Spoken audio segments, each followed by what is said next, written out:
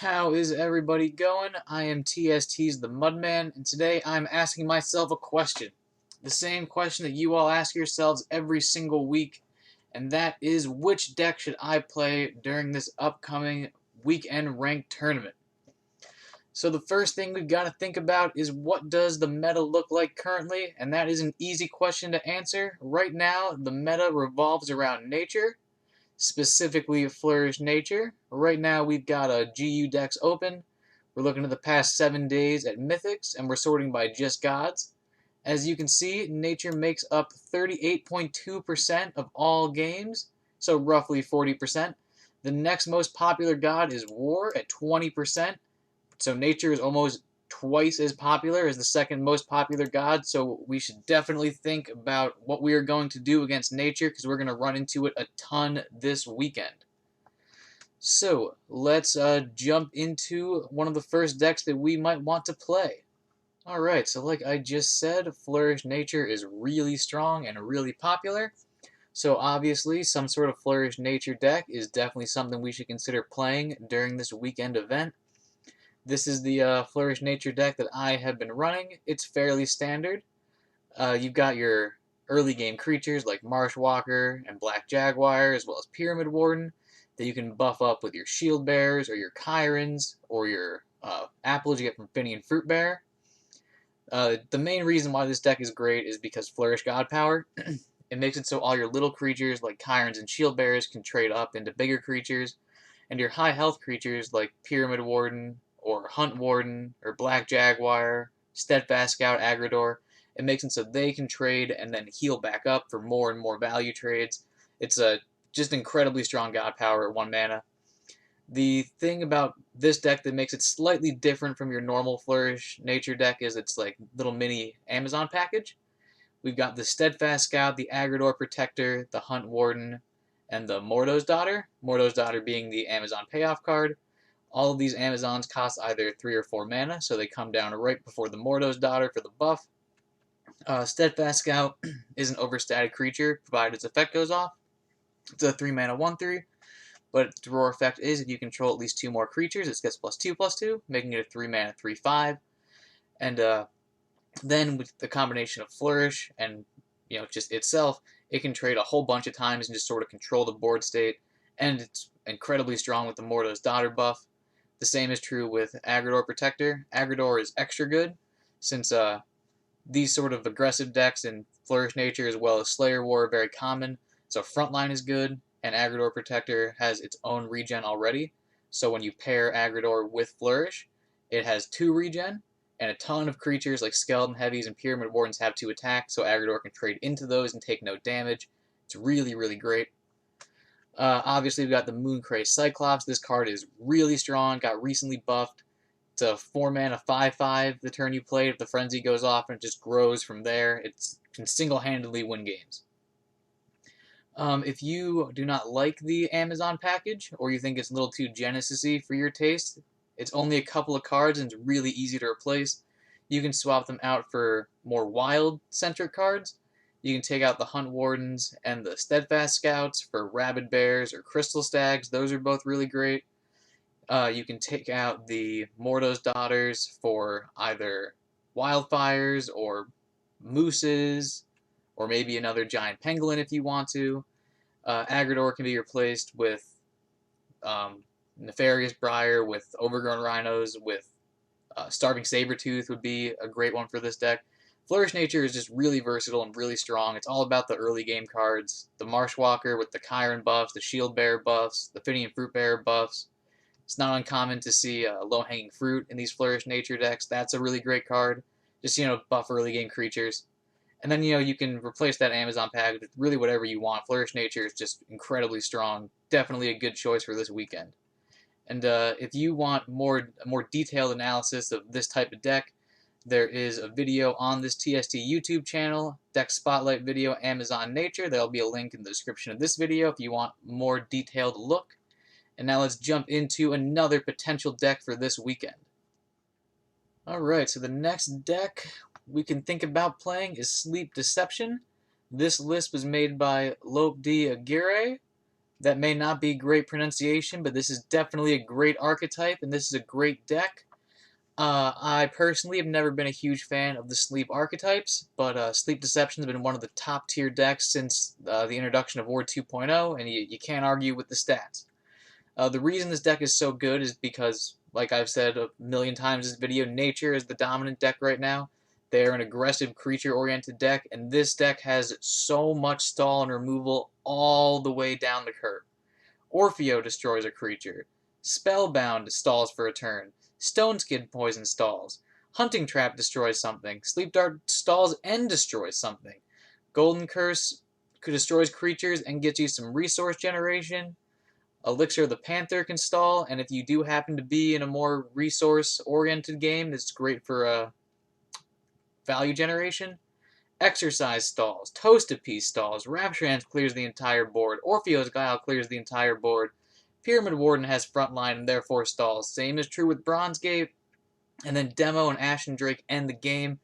This is really the only control deck that's seeing a lot of play in the meta right now. Board Wipe Death also sees a bit of play, but in my opinion, Sleep Deception is sort of a better version of Sleep Death or Board Wipe Death, whatever you want to call it. And it's just because it can control the board state at every stage of the game. It's got the demo that can, if you're playing against Slayer War or Flourish Nature or Aggro Magic and you plop down a Demogorgon and it goes unanswered, you usually win that game. Ashen Drake is another board clear in a big body. If you do end up going long, you got Jason, which is sort of like your late game in a can. One creature that gets you 4 expensive creatures. Sleep Deception is just really strong right now. It uses the Flip God power, which lets you draw 2 cards and put 2 cards from your hand back into your deck, which is really fantastic for finding whatever answers you need. And if you end up in a fatigue matchup, Flip is convenient because it makes it so you never fatigue. If you are looking to play a control deck, Sleep Deception is definitely the choice. It has been phenomenal the past couple of weeks, and it's definitely in contention for a deck you should pick this weekend. Slayer War is another excellent archetype, and we should definitely consider it as a deck we should play this weekend. This specific deck list was made by Mirage88. It's a fairly standard Slayer War list. Got lots of great early game creatures, tons of relics, including your Valka's Captain, which is a creature relic. You got your Scythes of the Harvest, you got your Leviathan Hunters, you have strong protected creatures like your Master Tactician, as well as your Odie, and tons of Blitz creatures in your Tavern Brawler, your Vanguard Axewoman, your Archangel Bruiser, your Viking Longship. Relics can also, trade Blitz style. You have your Out of Its Misery to get big, huge stat dumps in the early game. If you hit one of those blitzing creatures, it's extra amazing. This is one of the few early game decks that can compete with Nature, mainly because of all those powerful blitz creatures and relics that you can use to control the board. This deck I thought was very interesting because it has the Battle Artisan. I personally never played this card, but it looks really interesting. 3 mana, 3/3 with Blessed. After this creature attacks, add a random relic to your hand. So, right off the bat, it looks very reminiscent to Miraculous Familiar, which is a magic card that's very, very strong. Same exact stat lines, has Blessed, and adds some resources to your hand. So this could be a really cool card. I'm definitely interested in trying it out. And just all in all, Slayer War is a very consistent deck. Its God power can't be put to sleep by Death or Deception. It has tons of strong options in the early game. You have your Pyramid Warden plus Shield Bearer Out of Its Misery.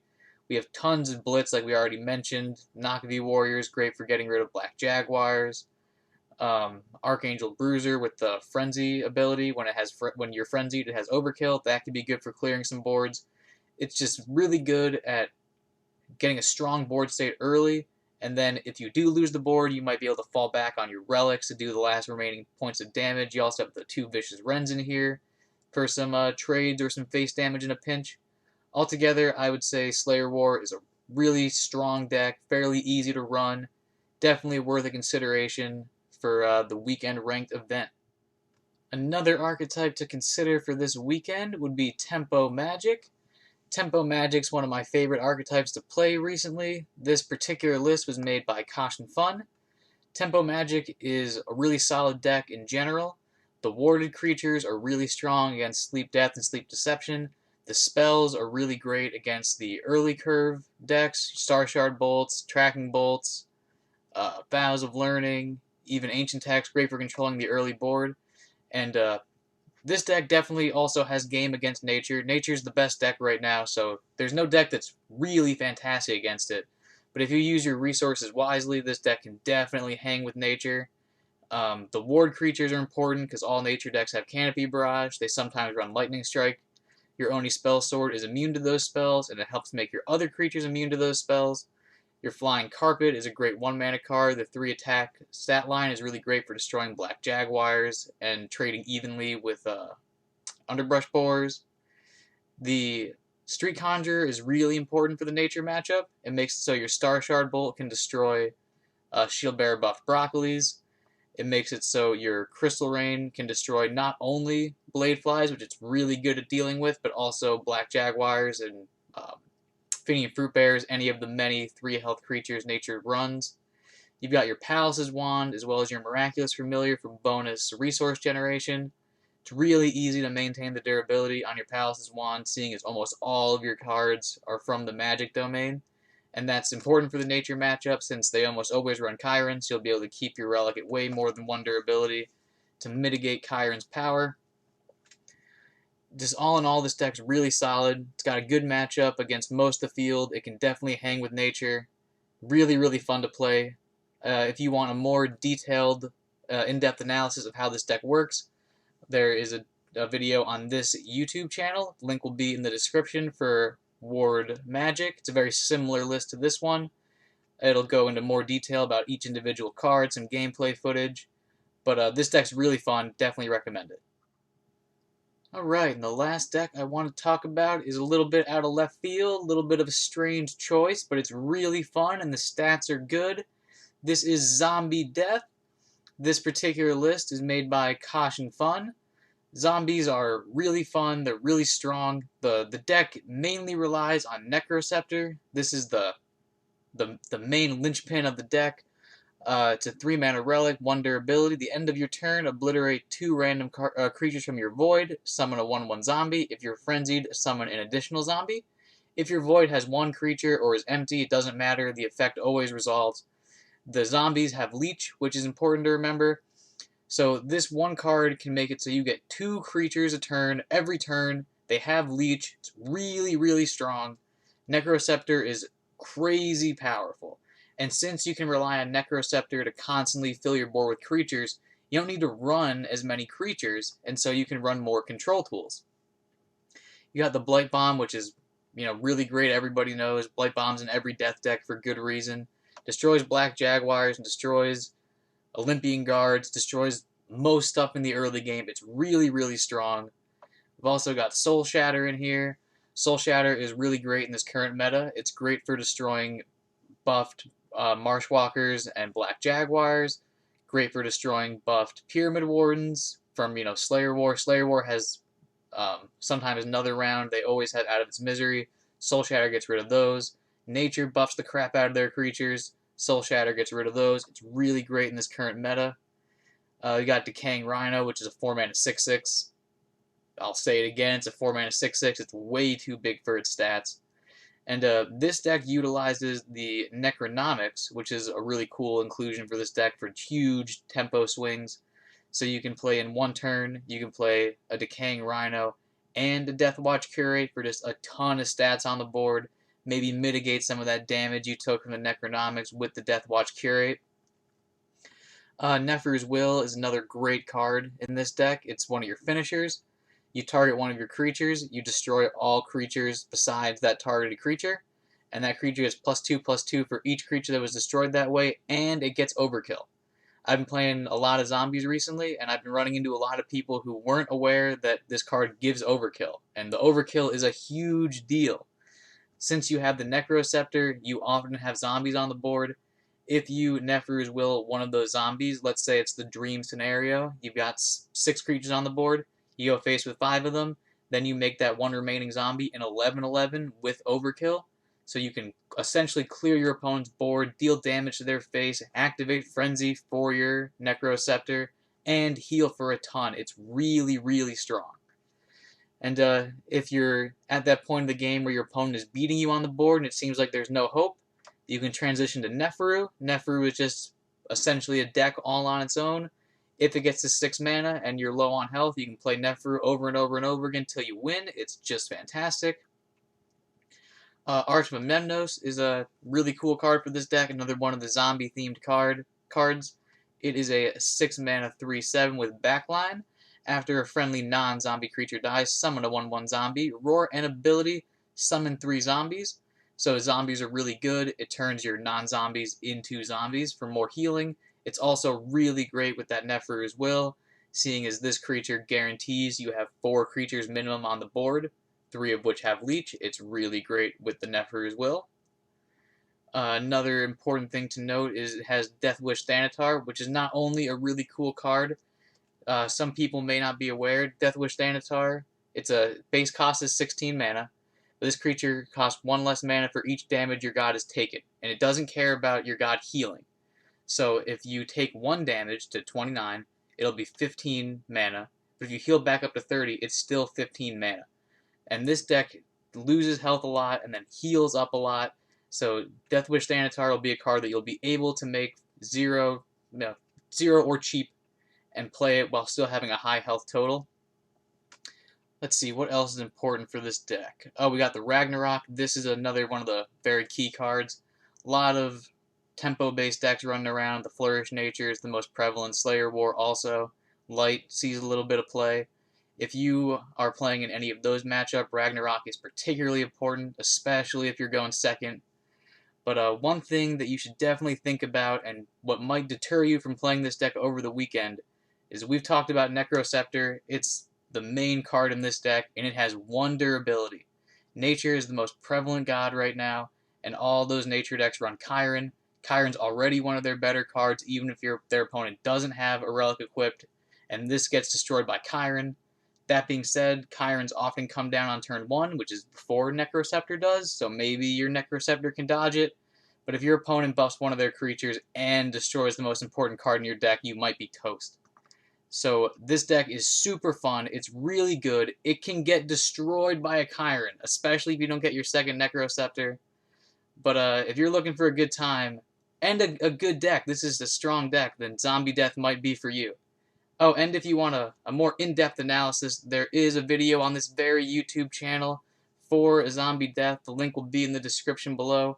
There will also be a link to all the decks that we talked about, as well as their deck code in the description, so check that out. So we've talked about all the decks, we've done all the thinking. What is the conclusion?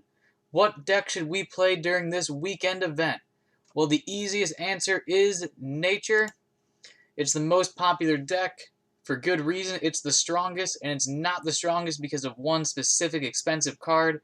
It's the strongest because Flourish God Power, which everyone has access to, whether you got lots of money in Gods Unchained or you're brand new, free to play. Flourish Nature is really, really great.